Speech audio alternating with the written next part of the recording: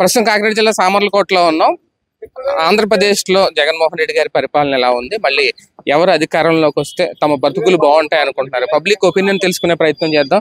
ఇక్కడ కొంతమంది ఉన్నారు, సాధారణ ప్రజలతో పాటు ఆటో కార్మికులు కూడా ఉన్నారు. సార్ మీరు చెప్పండి, జగన్మోహన్ రెడ్డి గారి పరిపాలన ఎలా ఉంది, మీకు ఏమనిపించింది, మళ్ళీ ఎవరు వస్తే బాగుంటుంది అనుకుంటున్నారు?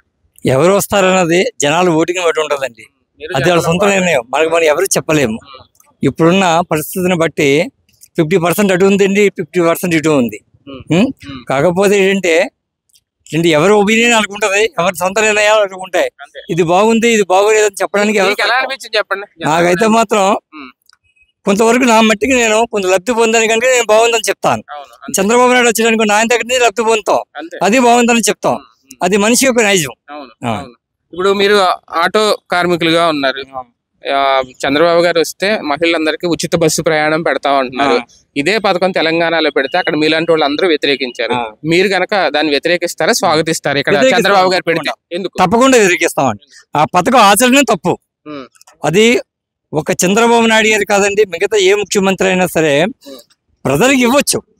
అది ఎలా ఉండాలంటే కనీసం ఆ ప్రజలకు ఇచ్చే ఆ లబ్ధి ఎలా ఉండాలంటే కొంతవరకునే ఉండాలి. అది హద్దు మీరు ఉందనుకోండి, మిగతా వాళ్ళు ఏంటంటే 60 మంది నష్టపోతున్నారు, 40 మంది లబ్ధి కూరుతుంది. అది ఎంతవరకు సమంజసం? అందులోనే ఆర్టీసీ బస్సు వాళ్ళకి జీతాలు ఎక్కడి నుంచి తెస్తారు? మళ్ళీ ప్రజల మీద భారం వేయాలి ఫర్దర్గా. లేదా ఉద్యోగస్తులు కోటి నిత్యావసర వస్తువులు ఏదైనా సరే చంద్రబాబు నాయుడు అయినా, జగన్మోహన్ రెడ్డి గారు అయినా, లేదనుకుంటే కాంగ్రెస్ పార్టీ అయినా ఎవరైనా సరే వాళ్ళ సొంత జోబీల నుంచి కానీ మహిళలందరికీ ప్రయోజనమే కదా, వాళ్ళ హ్యాపీగా ఫీల్ అవుతారు. మహిళలందరికీ ప్రయోజనమే కదా.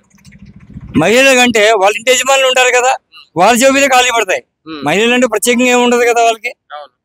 కొంతమంది ఉద్యోగాలు చేసే వాళ్ళకి 2 విధాలు ఉపయోగం ఉంది. వాళ్ళకి ఉద్యోగం, గృహిణులకి వాళ్ళు నష్టపోతారు. వాళ్ళు ఎవరు నష్టపోతారు? వాళ్ళ ఇంటి యజమానులు, వాళ్ళ భర్తలే నష్టపోతారు. 4.5 ఏళ్ళ పరిపాలన చూసారు జగన్మోహన్ రెడ్డి గారు. మార్పు కోరుకుంటున్నారా, ఇలా బానే ఉంది ఇలా వెళ్ళిపోవచ్చు అనుకుంటున్నారు? నా మటుకు నేను మార్పు కోరుకుంటున్నాను. భయపడతా సార్, మీరు చెప్పండి, ఎలా ఉంది జగన్మోహన్ రెడ్డి గారి పరిపాలన? ఏమనుకుంటున్నారు, మార్పు కోరుకుంటున్నారా? చంద్రబాబు గారు మళ్ళీ ఫ్రీ ఉచిత బస్సు ఇవన్నీ పెడితే మీకు ఓకేనా? ఉచిత బస్సులకి పెట్టకూడదండి, దాని వల్ల చాలా అనర్థాలు జరుగుతాయి ఉచిత బస్సు వల్ల. ఎందుకంటే ఉచిత బస్సు అన్నదే కరెక్ట్ కాదు. ఎందుకంటే దానివల్ల దాని మీద చిన్న వాహనం చాలా మంది దెబ్బతినేస్తారు. ఇప్పటికే కర్ణాటక పరిస్థితి చూసాం, తెలంగాణ ఇప్పుడు జరుగుతుంది. ఏమంటే కర్ణాటక వాళ్ళ ఫ్యామిలీ చాలా వరకు రోడ్డు ఎక్కేసి ఇప్పుడు తెలంగాణ వాళ్ళు కూడా రోడ్డు ఎక్కేస్తున్నారు. ఏమంటే అందుకని ఉచితం అన్నది కదా, అసలు ఈ ఉచితాలే కరెక్ట్ కాదండి. ఉచితాలు ఉండొచ్చు కొన్ని, కాలేజీ పిల్లలకి వైద్యం ఉండాలి, పూర్తి వైద్యం, పూర్తి ఎడ్యుకేషన్ ఉండాలి. 60 సంవత్సరాలు దాటిన అది ఒకటి.